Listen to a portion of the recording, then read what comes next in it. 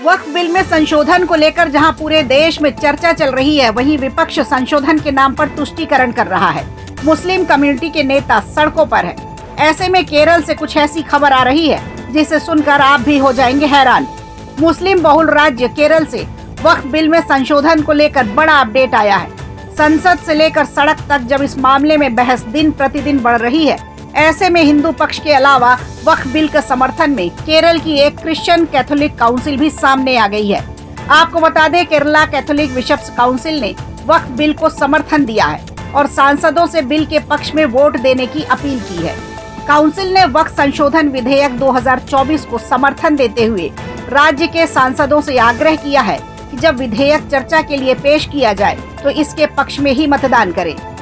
29 मार्च की एक press release में केसीबीसी ने वक्फ अधिनियम की असंवैधानिक और अन्यायपूर्ण धाराओं में संशोधन की मांग की है।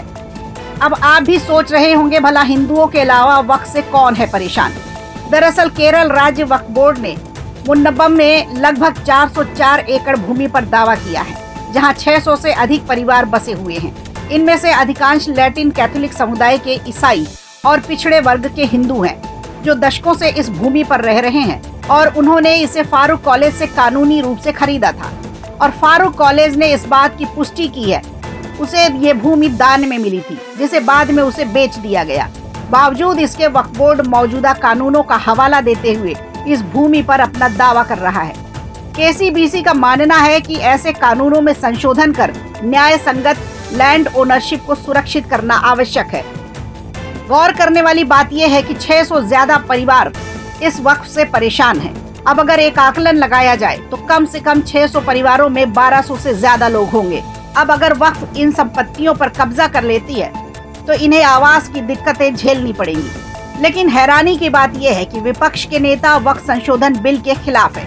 लोग भले ही बेघर हो जाए, पूरा देश ही वक्फ की संपत्ति हो जाए, लेकिन विपक्ष को सत्ता हथियाने और तुष्टीकरण की राजनीति से ही मतलब है।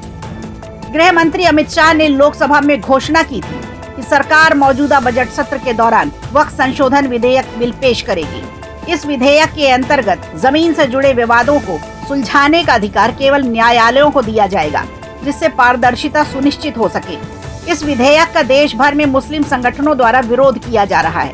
All India Muslim personal law board ने इसे मुस्लिम धर्मस्थलों और दान संस्थानों पर साजिश बताया है।